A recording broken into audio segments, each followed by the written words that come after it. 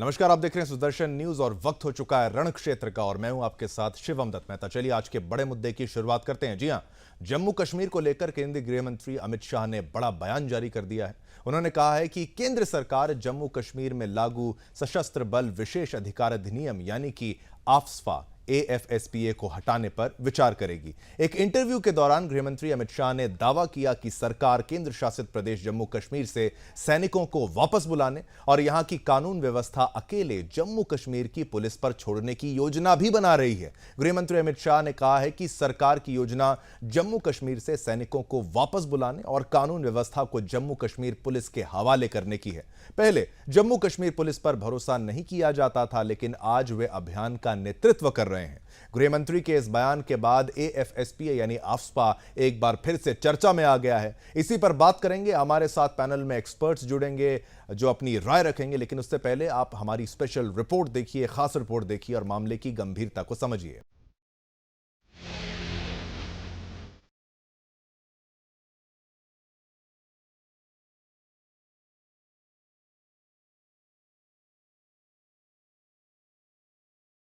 एक इंटरव्यू के दौरान जम्मू कश्मीर को लेकर केंद्रीय गृह मंत्री अमित शाह ने बड़ा बयान जारी किया है।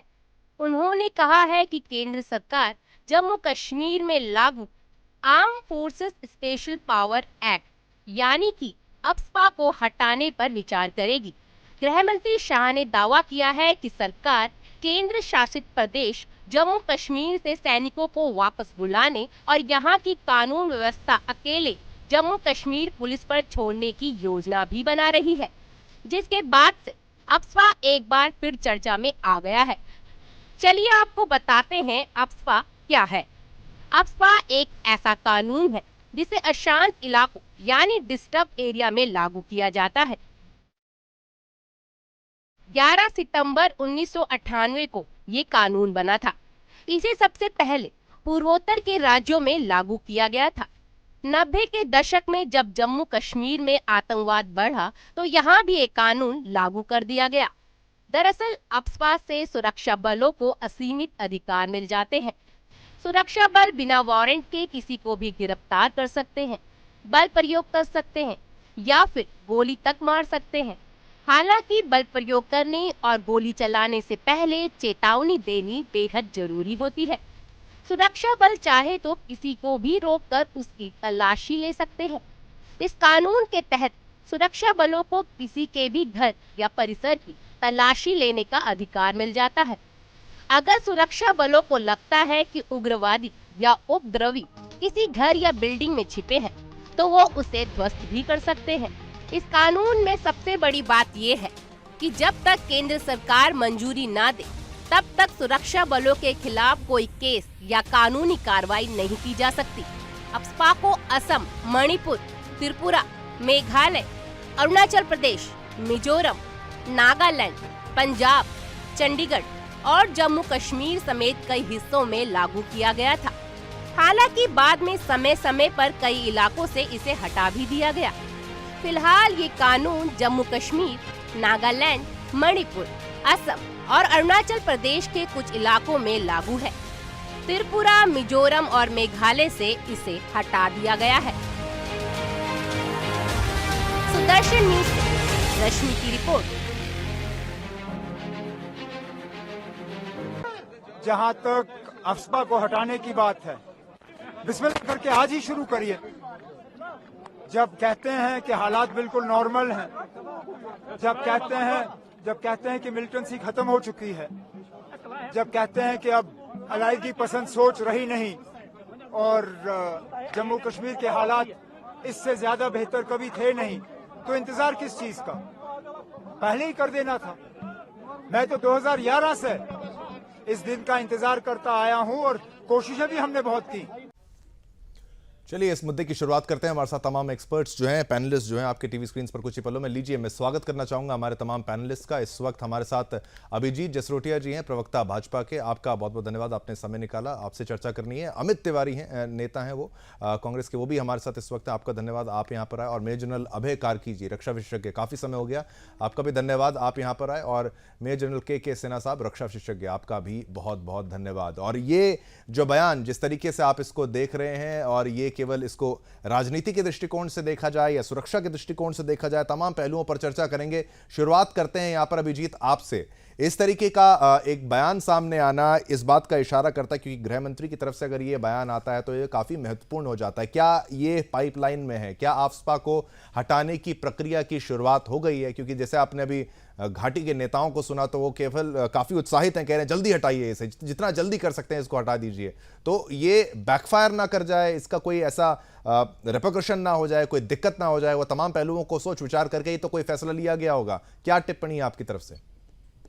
धन्यवाद शिवम जी। सबसे पहले तो देखिए, सबसे पहली बात ये आती है कि भारतीय जनता पार्टी की कथनी और करनी में कभी फर्क नहीं रहता। तो सबसे बड़ी बात ये आती है 5 अगस्त 2019 को जो जम्मू कश्मीर के लोगों से वादा किया गया था नए कश्मीर का, नए जम्मू का, वो आज आपके सामने है। और जो नेता भी आपके यहाँ पर नेशनल कॉन्फ्रेंस के उमर साहब बोल रहे थे, इन्होंने कहा कि हम भी हटाना चाहते थे, लेकिन वो कहते हैं ना, आपकी इच्छा शक्ति के साथ आपका कर्म भी वैसा होना चाहिए। कर्म जो आपके थे वो किसी भी तरह से भी आपकी इच्छा शक्ति के साथ नहीं मिलते थे, यानी कि दोनों में मतभेद था। और हमें भली भांति पता है कि 87 के अंदर रिगिंग करने के बाद जब यहाँ पर बंदूक दाखिल की थी तब कौन था? तब आप ही लोग यहाँ पर थे। जब यहाँ से सबसे पहला ग्रुप जो टेररिस्ट के लिए ट्रेनिंग के लिए बाहर गया, वो जो हाजिन ग्रुप था, वो कहां था? उसमें तो 3-4 तो आप ही के कार्यकर्ता थे। तो आपकी तो कभी इच्छा शक्ति रही इन सब चीजों को करने की, लेकिन हमारी इच्छा शक्ति थी, हमारी इंटेंसिटी में कोई मतभेद नहीं था। इसी कारण आज हालात ऐसे हो चुके हैं। आज पत्थरबाजी 0%, टेररिस्ट रिलेटिंग इंसिडेंट्स कोई इक्का दुक्का ही रह गया है जो पीछे होता है। 2.5 करोड़ से ज्यादा के सैलानी यहाँ पर आ रहे हैं। उसके अलावा G20 जैसे यहाँ पर इतने बड़े बड़े जो कार्य किए जा रहे हैं, यहाँ पर पूरे का पूरी दुनिया के देश यहाँ पर आ रहे हैं। तो मुझे लगता है एक स्थिति जो वो अनुकूल बनाई गई और 3-4 सालों में बनाई गई। लेकिन दिक्कत यहाँ पर क्या रही, जो मुझे लगता है सुदर्शन न्यूज के दर्शकों को जानना बड़ा जरूरी है। कहीं ना कहीं ये जो regional political parties including Congress, जो सबके सब इकट्ठे थे, इनकी कभी भी यहाँ पर मंशा नहीं थी हालात सुधारने की। अगर इनकी मंशा होती तो जिन कश्मीरी पंडितों के नाम से आज सबसे बड़ी दुहाई देते हैं और उनके नाम के ऊपर गड़ियालियों आंसू बहाते हैं, तो उनके सबसे बड़े जो कसूरवार थे, यासीन मलिक, शबीर शाह और बीटा कराटे, उन तीनों को तो उन्होंने अपनी कुर्सियों के पीछे छुपा कर रखा। आज कैसे सारे के सारे आपको जेल के अंदर नजर आएंगे? और आज देखिए किस तरह से हालात बदल गए कि इन्हीं में से जो एक नेता है शबीर शाह, और गिलानी की फैमिली से जो एक बच्ची है, वो आज बोलती है हम इनकी आइडियोलॉजी को दरनिकार करते हैं। और वो दोनों बच्चियां आइडियोलॉजी छोड़ के अपने देश के साथ, क्योंकि हुबले वतनी का जज्बा तो सबके अंदर होता है, लेकिन कुछ पॉलिटिकल पार्टीज ने जो कहीं ना कहीं हैंड इन ग्लव इनके साथ, सेपरेटिस्ट के साथ रही, जिन्होंने ये षड्यंत्र खेला। और इसके अंदर सबसे बड़ा जो देखा जाए तो कसूरवार अगर कोई है तो कांग्रेस है। जिस कांग्रेस ने उस समय बूटा सिंह जी ने होम मिनिस्टर होते हुए फारूक साहब के कहने पर रातों रात नतीजे बदल दिए थे, जीतों को हरा दिया, हरायों को जिता दिया। उसके बाद जो आज आधे लाख से ज्यादा लोग जो कब्रों में दफन है, उसमें कोई कसूरवार है और किसी के हाथ खून से रंगे तो इसी कांग्रेस, इसी पीडीपी और इसी नेशनल। ठीक है, तो आपकी तमाम टिप्पणियों का यहाँ पर मैं बिल्कुल रिस्पांस ले लेता हूँ। कांग्रेस के भी यहाँ पर प्रवक्ता हमारे साथ हैं, अमित तिवारी जी। इनकी बातों से आप सहमत हैं कि भाई खून से अगर हाथ किसी के रंगे हुए हैं तो कांग्रेस है? घाटी के नेताओं को समर्थन देना, यासीन मलिक, बिट्टा कराटे, इन लोगों को अगर छिपा के रखना, संरक्षण देने का जो आप पर आरोप लगाया है, संगीन आरोप, और घाटी में आतंकवाद, कट्टरपंथ और क्या कुछ वहाँ पर, चाहे कितनी ऑर्गेनाइजेशन है कि कभी एनजीओ बन जाते हैं, कभी टेररिस्ट ऑर्गेनाइजेशन बन जाते हैं, ये मुखौटा उतारना, मुखौटा पहनना, ये सिलसिला लगातार जारी। तो आपकी भी तो बहुत लंबे समय तक सरकार रही, आफ्सपा को हटाने की बात अब कही जा रही है। आप इस पहले तो इस विचारधारा का और इस आने वाले, क्योंकि अभी फैसला हुआ नहीं, इस आने वाले फैसले का क्या स्वागत करते हैं, और अगर पहले नहीं किया गया तो क्यों? तमाम दलीलें और भाजपा के प्रवक्ता का जवाब देते हुए आप शुरुआत कर सकते हैं। देखिए, हम तो बहुत दिनों से ये बात कहते हैं कि जमहूरियत तो इस देश को देनी पड़ेगी। आवाज आ रही है सर? बिल्कुल आ रही है, बिल्कुल आ रही है। जमहूरियत तो इस देश के हर राज्य को देनी पड़ेगी ना। कौन कहता है कि हाथ रंगे हुए हैं खून से? पुलवामा का अटैक याद है ना? तत्कालीन जो सरकार थी और वहां के राज्यपाल थे सत्यपाल मलिक जी, उनके वक्तव्य को सुना है? वो उस समय वहां के गवर्नर थे, एलजी थे वहां के, और उन्होंने जो आरोप लगाए उस पर एक बार जवाब देकर के भारतीय जनता पार्टी बताए, क्या जो शहीद हुए थे लोग, जिनकी सुरक्षा कारणों में चूक हुई थी, उसके लिए भारतीय जनता पार्टी कसूरवार नहीं है? क्या उसके हाथ नहीं रंगे हैं? सुरक्षा बलों के हाथ नहीं रंगे हुए क्या? रंगे हुए हैं। ये जवाब देना पड़ेगा आपको। आप कहते हैं ना विचार किया जाएगा, जब देश में आम चुनाव सर पे है तब आप जमहूरियत की बात कर रहे हैं। हम तो बहुत पहले से कहते हैं ना कि कश्मीरी पंडितों का राग अलापते आप बैठ करके। आप बताइए कि कश्मीरी पंडितों के नाम पर सिर्फ वोट मांगने के अलावा आपने क्या किया कश्मीरी पंडितों के लिए? क्या आज कश्मीरी पंडितों की स्थिति वह नहीं है जो पहले रही होगी? मैं तो मानता हूं किसी कालखंड में किसी समय में कश्मीरी पंडितों के साथ कुछ भी हुआ हो, कुछ भी गलत हुआ वो गलत है। लेकिन मैं आपसे भी ये प्रश्न पूछना चाहता हूं, क्या भारतीय जनता पार्टी इस चीज के लिए जवाबदेह नहीं है? कश्मीरी पंडितों की स्थिति, जिनके नाम पर वह वोट बटोरने और सिर्फ वोटों का साथ सौदागरी का काम किया है, उन्होंने उनके कल्याण के लिए कोई काम नहीं किए। दूसरी बात, जो राष्ट्रीय सुरक्षा और सैन्य बलों की बात रही, उसके लिए मैं इनको बताना चाहता हूं कि इन्हीं के पार्टी के एक बहुत ही सम्मानित नेता हैं, बहुत ही विद्वान नेता सुब्रमण्यम स्वामी जी का टिप्पणी सुनिए, जिन्होंने पाकिस्तान पर भी बहुत खुल करके बोला है, जिन्होंने चीन पर भी बहुत खुल करके बोला है। और भारतीय जनता पार्टी को चाहिए कि वो आए और अपना जवाब स्पष्ट करे कि जिस लोकतंत्र में सबसे ज्यादा कसूरवार कांग्रेस अलापने वाले 70 साल नेहरू और गांधी परिवार को कोसने वाले 10 साल का अपना रिकॉर्ड देख करके देख लीजिए और बताइए कि आपने 10 साल में कितनी चीजें करके दिखाई है। मैं तो बस इतना कहना चाहता हूं और मैं इस चीज का स्वागत करता हूं। अगर होती है तो चुनावी स्टेज ठीक है। तमाम आपने यहाँ पर आरोप लगाए। यहाँ पर बिल्कुल अभिजीत जी आप पहले अपना रिस्पांस दीजिए, फिर बाकी पैनलिस्ट पर हम जाएंगे। ठीक है, बड़े दुख की बात है। कांग्रेस कश्मीरी पंडितों के लिए फिर गड़ियाली आंसू बहा रही है। 2003 नदी मर, खैर ये बेचारे यहाँ पर जम्मू कश्मीर के है नहीं है, तो क्या पता होगा। अमित जी आप उनको बोलने दीजिए ना। मैंने नहीं, उन्होंने आपको नहीं टोका। 2003 का नदी मर जब हुआ तो 24 कश्मीरी पंडित पॉइंट ब्लैंक पे भूने गए, जिसमें 4 मासूम बच्चे थे। उस समय कौन था? ये और इनके साथ यहाँ पर सहयोगी पीडीपी जो यहाँ पर हिलिंग टच खेल रही थी। खैर इनकी अगर आप बातें करें तो ये वही पॉलिटिकल। अमित जी उनको बोलने दीजिए ना, आपको बिना इंटरप्ट करे तो बोलने दिया गया। एक बार अभिजीत को बोलने दीजिए, आपने आरोप लगाया संगीन, तो वो भी जवाब देंगे ना। पहले उनकी बात दिक्कत है ना, इनकी दिक्कत मैं फ्रस्ट्रेशन समझ सकता हूँ। सुनिए आराम से भाई साहब, जम्मू कश्मीर के रहने वाले हैं, आपसे ज्यादा पता, और 20-30 साल से यही बंदूक हमने यहाँ पर देखी है। अब आपकी बातों की बंदूकों को हम नहीं सहेंगे, तो सुन लीजिए जरा जोर से। आपको बताना चाहता हूँ 2003 नदी मर पॉइंट ब्लैंक पे 24 कश्मीरी पंडितों को भूना गया, जिसमें 4 मासूम बच्चे थे। और उस समय ये कांग्रेस और कांग्रेस के साथ पीडीपी यहाँ क्या कर रही थी? हीलिंग टच खेल रही थी। वो हीलिंग टच किसके लिए था? टेररिस्टों के लिए था या मासूमों के लिए था? ये ज्यादा बेहतर बता पाएंगे। इनके जरा दीजिए, पुलवामा की बात करते हैं तो उनको शर्म आनी चाहिए थोड़ी सी। ऐसी बात करने से पहले पुलवामा का जब अटैक हुआ तो इन्हीं के बड़े बड़े नेता क्या कह रहे थे? अपनी ही भारत की सेना से, अपनी ही फोर्स से, अपनी एयरफोर्स से सबूत मांग रहे थे ये सारे के सारे। और इनके साथ के इंडिया अलायंस के जितने गठबंधन के लोग हैं वो भी सबूत अपने लोगों से मांग रहे थे यहाँ पर। तो कम से कम इस तरह की बात नहीं करिए। जो 50 ये बहुत संगीन है ना, जो लोग हैं सबका कसूरवार आप लोग हैं। ठीक है अभिजीत। हाँ अमित जी, लेकिन क्या कोई पॉलिटिकल पार्टी पुलवामा जैसा अटैक करा लेगी? ये एक बड़ा संगीन आरोप है। और अफस्पा का हम जिक्र कर रहे थे, लेकिन आपने कहा कि हटाया जाए तो बहुत बेहतर, लेकिन पहले क्यों नहीं हटाया गया? लेकिन चलिए, वो आपका समय था, सरकार था, फिर अगर कोई मौका लगे तो फिर आपको इसको कंसिडर करें। अब सिन्हा साहब भी हमारे साथ हैं। सिन्हा साहब, आपसे अगर मैं पूछूं, इस पूरे एक्ट को अगर आप समझते हैं, इसकी उपयोगिता जिस तरीके से डिफेंस फोर्सेस की तरफ से दिखाई जाती है, समझाई जाती है, सिक्योरिटी एक्सपर्ट्स वो कहते हैं ये बेहद महत्वपूर्ण है, इसका होना चाहिए। इसको फेज वाइज त्रिपुरा में भी जब हटाया गया था तो एकदम से नहीं हटाया गया। थाना पूरा इलाका जहां पे उन्हें लगा ये डिस्ट्रिक्ट, जो ये पूरा एरिया सही है, हटाते धीरे धीरे उसको वहां पर हटाया गया। क्या जम्मू कश्मीर अब उस स्थिति में पहुंच चुका है कि वहां पर उसको हटा दिया जाना चाहिए, या फिर सरकार को अभी भी फेज वाइज ही उसको हटाना पड़ेगा? आपकी क्या राय है सिन्हा साहब? शिवम साहब, जय हिंद। जय हिंद। आपने जो सवाल पूछे हैं वो आसपा के ऊपर में, उसकी पूरी, हम उसको जब समझेंगे तभी हम उसके हटाने की बात करेंगे। क्या उसकी उपयुक्तता नहीं थी तो क्यों चल रहा था? सबसे पहले ये आपने दिखाया, शायद आपके न्यूज में आया कि 1958 में आया, मगर इससे पहले समझे, इन 1942 में क्विट इंडिया मूवमेंट के समय ये लाए थे ब्रिटिश वाले, और फिर ये आजादी के बाद 1958 में आया, आजादी के बाद, और नेहरू जी लेकर ही आए थे, उनकी गवर्नमेंट हुआ करती थी। और उसके बाद जैसा आपने बताया, 70 के दशक में आसपास में नॉर्थ ईस्ट के समय लगे, 90 के दशक में आके जम्मू कश्मीर। क्यों 90 के दशक में, और इसकी क्या उपयोगिता है? Arm force special power act, आपने उसको बताया कि वो डिस्टर्ब एरिया होगा वहां लगाया जाएगा। किन इलाकों में लगता है? क्यों नहीं पूरे? बहुत सारा है। जो रेड कॉरिडोर है, जो हमारा रेड का, जहां माओइज्म चलता है, वहां पर लेफ्ट विंग एक्सट्रीमिज्म है, वहां पर भी पहले ये था कि आर्म फोर्सेस को लगाया जाएगा, कंट्रोल में नहीं आती है। आर्म फोर्सेस को कब बुलाया जाता है? देखिए, आर्म फोर्सेस को 8 to सिविल हमारी प्राइमरी ड्यूटी नहीं है।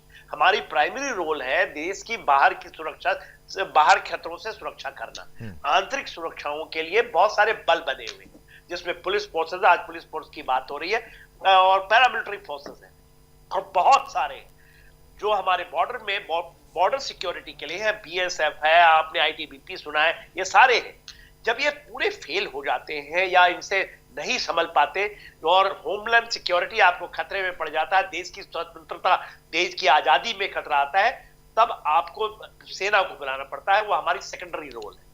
और 90 के दशक में कब क्या हुआ था, ऐसा माना जाता है 90 के दशक में जो प्रॉक्सी वार आई थी, तो इनके कारणों से डिस्टर्ब एरिया है क्या?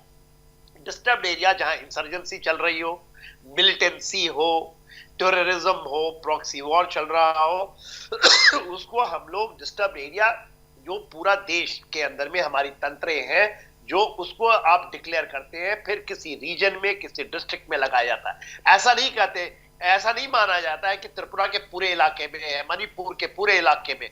मणिपुर में घाटी से इसको हटा दिया गया है। अभी बात हो रही थी, ये पूरे असम से निकल चुका है, अदर देन कुछ डिस्ट्रिक्ट बचे हैं, पूरे असम से 2022 में निकाल दिया गया है। तो ये जब जरूरत होती है तब लगाया जाता है। इसके अंदर में हमें ऑपरेशन करने की, क्योंकि हमारे लिए जरूरत है, अदरवाइज आप करेंगे कैसे?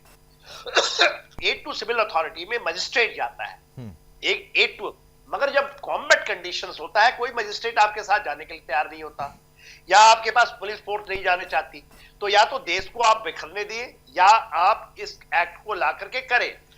कभी भी आर्म फोर्सेस, हमारे पैनलिस्ट भी फौज के, हम इसके पक्षधारी हैं ही नहीं कि आसमान आना ही चाहिए, क्योंकि इंटरनल जो हमारी ये रोल है, वो हमारी रोल है नहीं। हम अपने नहीं, हमें बुलाया जाता तब हम आते। आज बात हो रही है कि इसको हटाया जाएगा, बहुत अच्छी बात। देखिए, पूरे नॉर्थ ईस्ट से 70% इलाकों से इसको आसपा को निकाल दिया गया है। अभी भले ही आपकी खबर चल रहा था कि त्रिपुरा में, मेघालय में, मिजोरम में नहीं है, पूरे अरुणाचल से अभी उससे निकाला जा रहा है इसको। असम पूरा निकल चुका है। तो जम्मू एंड कश्मीर, क्योंकि 5 जब हम अगस्त देखा 2019 में, जब हमारा डिबेट हुआ, उसके बाद जिस तरह से 370-35A, उसके बाद पूरी आप देखिए किस तरह से समय काल बीता, खंड काल बीता, और चीजें नॉर्मल सी। बार बार हमारे आर्म फोर्सेस, स्पेशली आर्मी, ये कहती है कि नॉर्मल की तरह बहुत तेजी से, हमारी कोई जरूरत नहीं हुआ।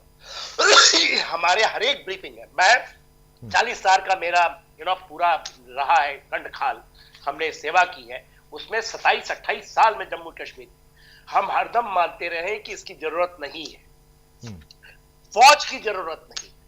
देखिए, आरआर का गठन कर दिया गया, राष्ट्र राइफल फौज के ही लोगों के टुकड़ी एक आपने बनाया।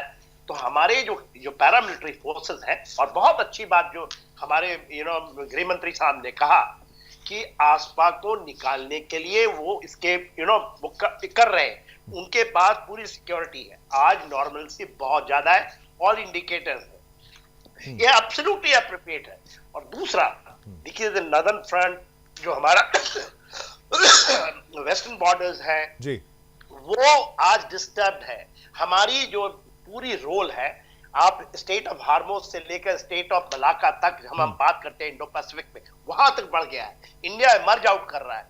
तो आर्म फोर्सेस को जब तक आप नहीं निकालेंगे, तो हमारी जो मेन रोल है, देश को बाहर के खतरों से उसको रोकना, तब हम उतने ही नहीं कर पाएंगे, हम उतने ही सशक्त होंगे, उतना ही ज्वाइंटनेस आएगा। आप ज्वाइंटनेस कैसे करिए?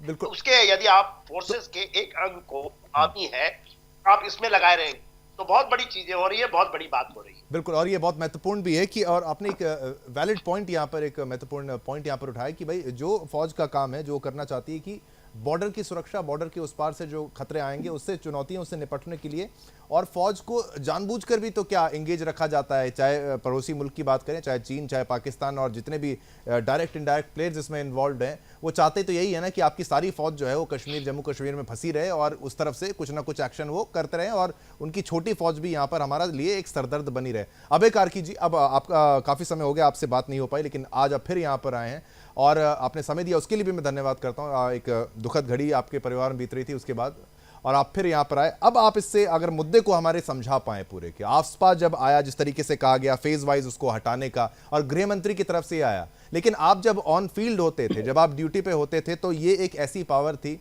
जिसका दुश्मन को भी डर होता है, लेकिन इसके थोड़े से खतरे ये हो सकते हैं कि भाई इसमें कोई गलत आदमी जो है वो ना मारा जाए, उसको यहाँ पर हरास ना कर लिया जाए, ये जिस तरीके से आरोप जो सेकंड साइड, जो अदर साइड लगाती है। लेकिन अब इस पूरी खबर को समझते हुए आप अपनी क्या टिप्पणी देंगे, कार्की जी? धन्यवाद शिवम, वापस आने में मेरे को बहुत खुशी है।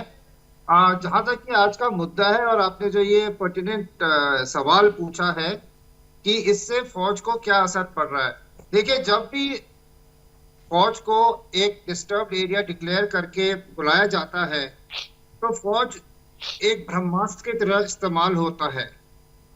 वो देश का जो है आखिरी रिजॉर्ट होता है, क्योंकि ये, जैसे पहले भी सिन्हा साहब ने बताया, ये एक प्रॉक्सी वॉर चल रही है वहां पे, जहां विदेशी ताकतों ने अपनी पूरी ताकत झोंक दी है कि भारत राष्ट्र को तोड़ना है और उसका मनोबल डाउन करना है।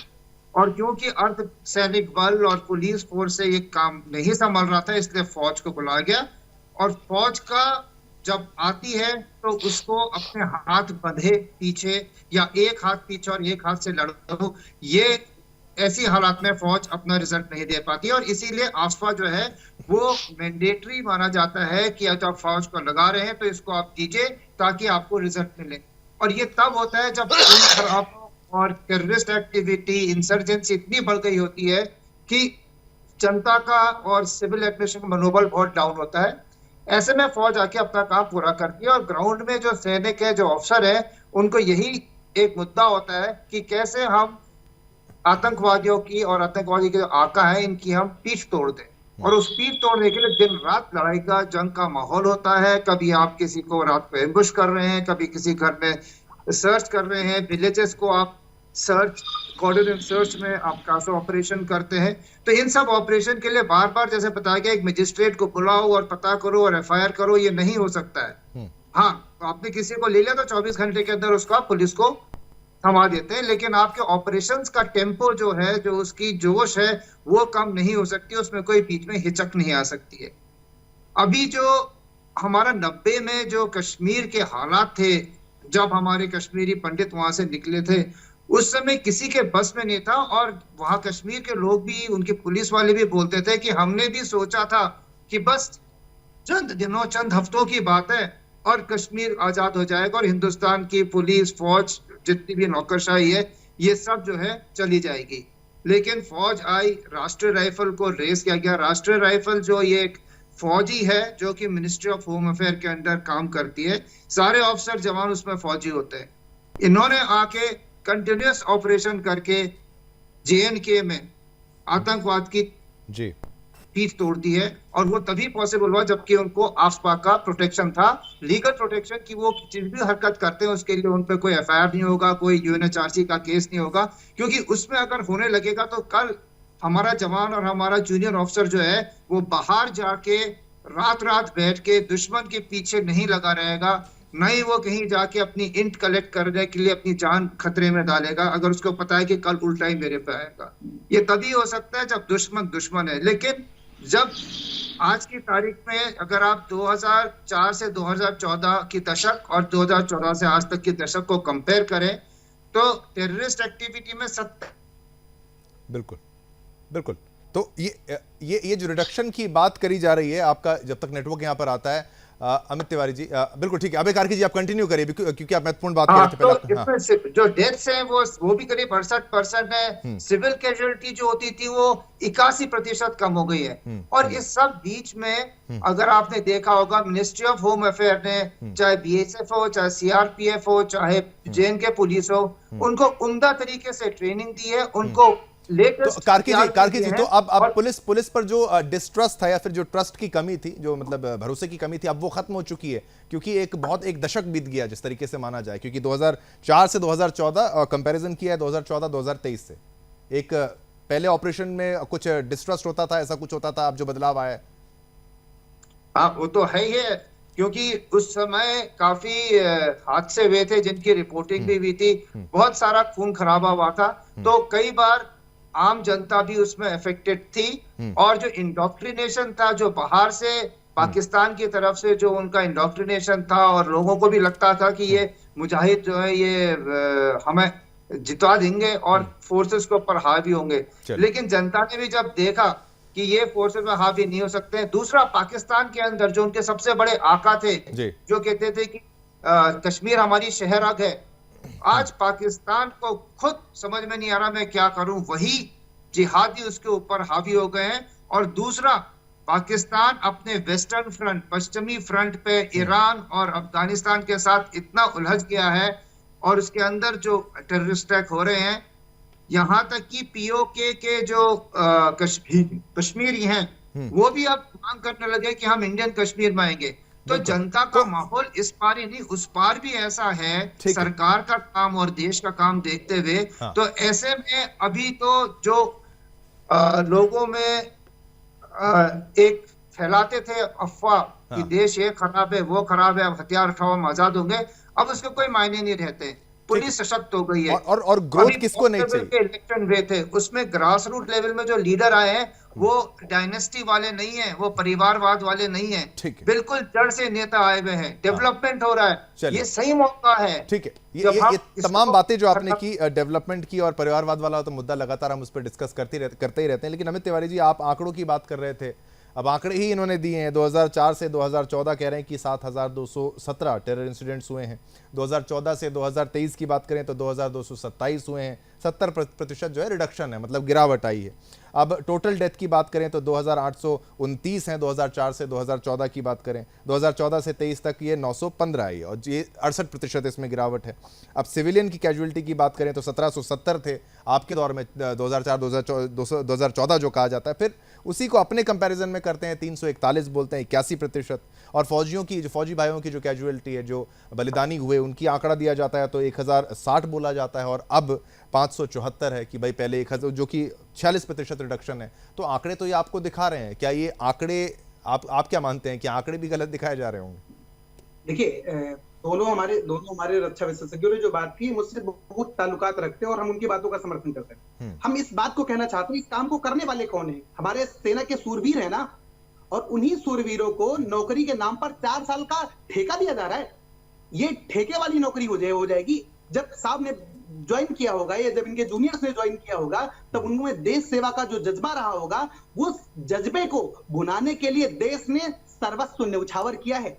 अगर एक सैनिक देश के लिए लड़ता है तो देश भी, पूरा तंत्र भी उसके साथ खड़ा रहता है। और इस सरकार ने क्या दिया? इस सरकार ने अग्निवीर के नाम पर ठेका दिया, ठेके की नौकरी 4 साल की दी है। जो युवा देश सेवा के लिए अपने घर जमीन सब कुछ लगा। अमित जी, लेकिन अग्निवीर की जो आप बात करते हैं, वो कहते हैं कि जो हमारी रिक्वायरमेंट है वो तो हम उतने परसेंटेज तो हम लोग लेंगे ही, उससे बियॉन्ड अगर कुछ आंकड़ा आता है तो उसमें हमारा यहाँ पर। लेकिन आप जो पॉइंट रख रहे हैं बार बार अग्निवीर का, इसकी क्लैरिटी मैं यहाँ पर ले लेता हूँ। एक क्लैरिटी सिन्हा साहब, एक बार क्लैरिटी आप दे दीजिए, जो अग्निवीर को जिस तरीके से घेरा जाता है। 10 सेकंड एक क्लैरिटी ले लेते हैं अमित जी, फिर आप पर ही आएंगे। 10 सेकंड सिन्हा साहब, अग्निवीर को जिस तरीके से कह रहे हैं 4 साल का ठेका, एक क्विक रिस्पॉन्स।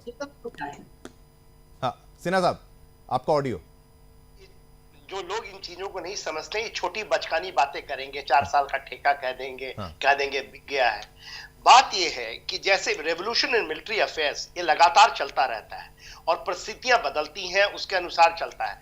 ये जरूरी नहीं है कि 1947 में जो हमारे नियम कानून थे, या 71 की बाद की लड़ाई के बाद, या कारगिल वॉर के बाद, कारगिल की लड़ाई में मैं खुद कमांड कर रहा था, और हमने उस समय हमें मानना था कि जो पुराने सिस्टम में भी बहुत सारी चीजें त्रुटियां हैं और वो खुल करके भी आई है। तो देखिए, आज के दिन में जो रिस्पॉन्सिबल है, मैं अभी हम तो जाते रहते हैं एज ए वेटरन अपने यूनिटों में, सारे खुश हैं, जब जवान खुश हैं, जो सैनिक खुश हैं, मगर कहां से मीडिया के ऊपर लग जाता है कि ये पूरा 4 साल का ठेका है, लोग मर गए, फौज खत्म हो गई, हम बिक जाए, पाकिस्तान हम पर चढ़ नहीं नहीं बैठेगा, नहीं सिन्हा चाइना साहब, पर मैं चढ़ रहा है। एक क्लैरिटी जो थी वो ये थी कि भाई मैं जितनी- मेहता साहब इसका जवाब देना हाँ चाहूंगा। ठीक है, आपकी पॉइंट मैंने यहाँ पर, हाँ अभिजीत जी आप इस पर क्लैरिटी दीजिए। फौज का ये कहना है कि जो देखिए- रिक्वायरमेंट हमारी है वो तो हम रखेंगे, लेकिन ये पूरा मुद्दा आसपास से भटक ना जाए, क्योंकि अमित ने ये मुद्दा उठाया तो मैं कुछ रिएक्शन ले रहा हूँ आपका। एक सेकंड क्लियर बिल्कुल। कर दूं आप। हाँ। मैं इनको खासकर कांग्रेस वालों को तो हमेशा ये आदत रही किस तरह से हमारे भारत के शूरवीरों को, भारत की फौज को किस तरह से डिफेम किया जाए, और इसमें ये कभी भी पीछे नहीं हटते। जैसे मैंने भी आपको कहा, नहीं, पुलवामा ठीक है। अटैक के बाद ये हमारी भारत की सेना से और फौज से ये लोग सबूत मांग रहे थे। उसी तरह से अगर आप गलवान में देख लीजिए, वहां पर भी इन्होंने हमारी फौज को डिफेम किया। जब नॉर्थ ईस्ट की बात आई तो उन्होंने कहा भारत की फौज की कुटाई हो गई। ठीक। ये इस तरह की तो भाई ये अमित जी, बातें एक सेकंड, करते हो, बस ये वो एक पार्टी सेकंड। है हाँ, हाँ। जिनके सलमान खुर्शीद जैसे नेता जो है पाकिस्तान के गुहार लगाते हैं कि मैं बचा लीजिए। हाँ। तो इस पार्टी से आप और क्या एक्सपेक्ट करेंगे?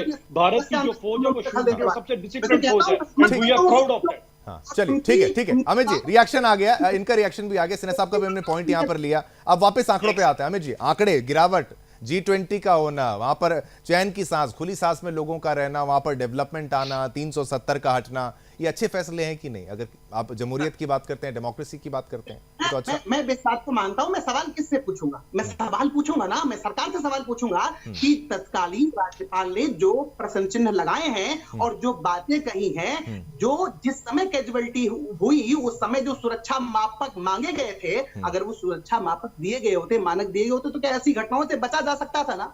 इसके लिए जिम्मेदार सरकार ही है ना, तो सरकार से ही पूछा जाएगा ना। तो जब दूसरे को आप कहेंगे मेहता साहब, अब मैंने आपसपा का जवाब देता हूँ। अभी इधर उधर इसको डिबेट कर रहे हैं, इसमें अंदर अगर आप आपसपा पे कहते हैं काफी आपको। अमित जी आप पूरे मुद्दे को बार बार पुलवामा पे लेके जा रहे हैं। अभिजीत जी आप उसी मुद्दे से शुरुआत करते हैं, आप आसपा पे जा सकते हैं, लेकिन आसपा पर अमित जी आप बिल्कुल भी अभी भी टिप्पणी नहीं कर रहे हैं, उसका क्या कारण है? बता दूं, मैं देखो बहुत स्टैंड मेरा क्लियर है आसपा पे। हाँ।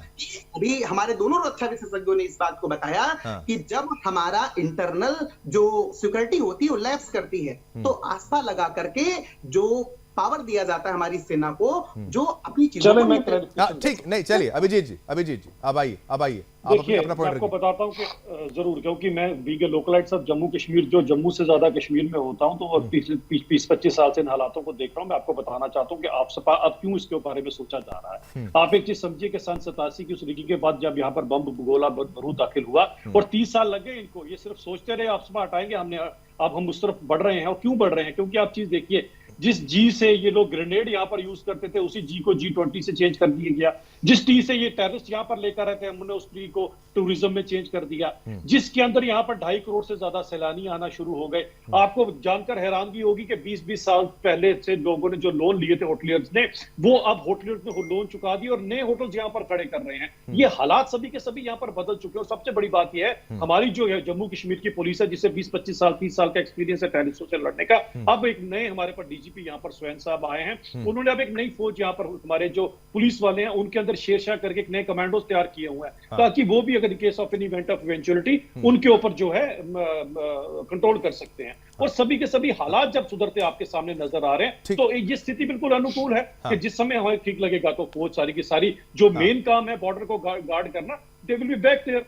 क्योंकि भारत के अंदर जो ये सिचुएशन सारी की सारी खराब रखी, कांग्रेस तो मानने को तैयार नहीं है कि हमने 30 साल लगा दिए और फिर भी हमारी इच्छा शक्ति नहीं थी कुछ करने की। हमने कर दिखाया। और देखिए इसका सबसे बड़ा, मैं कांग्रेस वालों को एक बात से अपनी बात कंप्लीट करूंगा। देखिए, इनके एक टूरिस्ट हैं जिनका नाम राहुल गांधी है। पिछले दिनों वो यहाँ पर आए थे कुछ लोगों के साथ और सिक्योरिटी के साथ। उसके बाद वो यहाँ पर जब पहुंचे तो उन्होंने क्या कहा कि कश्मीर में पहुंचते कहते हैं उनकी कोई दिव्य दृष्टि काम करना शुरू हो गई कि टेररिस्टों ने मुझे देखा, मैंने उनको देखा, उन्होंने मुझे कुछ नहीं कहा, मैंने उनको कुछ नहीं कहा। उसके बाद गुलमर्ग में जाकर उन्होंने स्नो स्कूटर चलाया और स्नो स्कूटर चलाया, लकड़ी की काटी पे घोड़ा भी गाया, दीदी पीछे बैठी थी। हालात सुधर चुके हैं, आपको जाने का टाइम आ चुका है, कम से कम अपने नेता से पूछ लीजिए। चलिए ठीक है अमित जी, आपने उनकी ठीक है, बिल्कुल आपके नेता की बात भी इन्होंने करी है। अमित जी, तो अब हालात ठीक हो रहे हैं तो आसपा हट रहे हैं, क्योंकि आपने भी डिस्टर्ब्ड की कैटेगरी से लोग हट रहे हैं, पूरा क्षेत्र हट रहा है, तभी तो आसपा हटाने की जो प्रक्रिया है उसकी शुरुआत हो सकती है। मतलब अमित जी, इस बात पे तो आप कह रहे हैं कि भाई डिस्टर्ब्ड एरिया था, अब वहां पर ठीक हुआ है,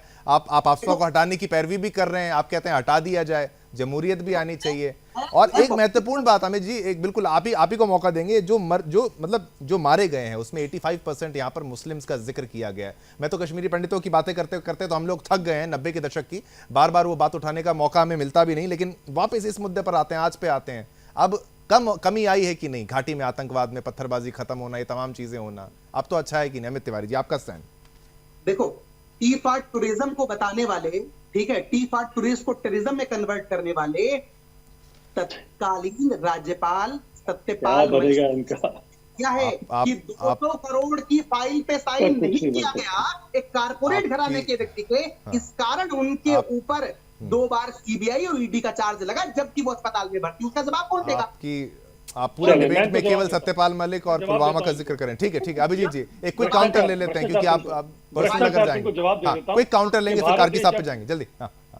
आजाद हुआ तो भारत देश का सबसे बड़ा जो सबसे पहला स्कैम था ज से जीप स्कैम, जो नेहरू जी ने किया था। और कहां पर आकर खत्म हुआ? ज के बाद हिंदी वर्णावली में ज आता है। झारखंड में जाके खत्म हुआ 363 करोड़ रुपए का, अभी पकड़ा गया इनसे। जबकि एक ठेले वाला भी 10 रुपए की ट्रांजैक्शन यूपीआई से कर रहा है, ये आज भी 363 करोड़ रुपए का झारखंड में स्कैम कर रहे हैं कि पैसे गिनते गिनते मशीनें गर्म हो गई। तो ये पार्टी जब भ्रष्टाचार के ऊपर हमारे को लेक्चर देती है, तो भाई साहब अपना भ्रष्टाचार आपके पास रखिए। हाँ ठीक है, ठीक है अभिजीत जी, अमित जी, बिल्कुल आप दोनों की बात रखी। मेजर जनरल कार्की साहब, अब जिस तरीके से यहाँ पर पॉलिटिक्स तो हो रही है, लेकिन आपको भी 90 का दशक भी याद है, उसके बदलाव भी याद है और G20 का जिक्र भी किया जा रहा है। और हम खाली यहाँ सरकार की बात नहीं कर रहे, अमित शाह जी की तरफ से जो बातें कही गई है वो उनकी तरफ से कही जाएगी और इनका विरोध कांग्रेस करेगी, वो भी उनको हक है।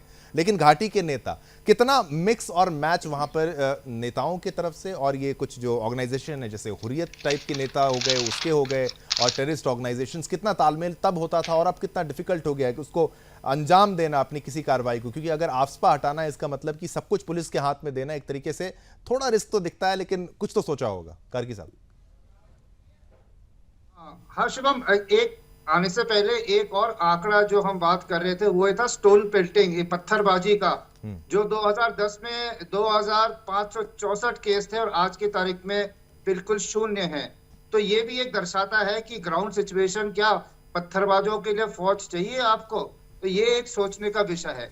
जहां तक कि लोकल पॉलिटिशियंस का तब और अब का है, तो हुर्रियत और कई पॉलिटिशियंस इनमें साठगांठ थी।